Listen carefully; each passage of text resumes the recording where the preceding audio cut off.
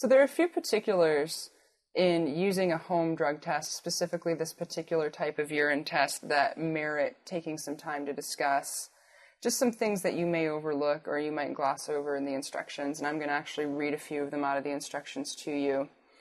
First of all, as with any sort of home testing product, if you fail to use the kit as directed, you might get an insufficient sample or an inaccurate screening result, which, again, is just going to completely defeat the purpose of using the test and also require you to spend the money to buy a new one. The test we're using cost $40 at a local pharmacy, and there's no need to pay $80 for two when you could have done it with one.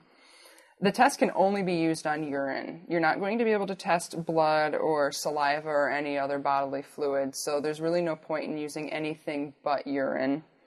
The laboratory, should you choose to send in the sample for further testing, has to receive an adequate amount of urine to perform confirmation testing. There will be further markings on the cup that we can discuss.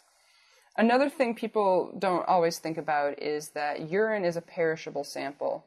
Old urine can't be used for specimen testing, so you're going to need the freshest possible urine you can possibly get, hopefully from within that hour, to execute the test appropriately.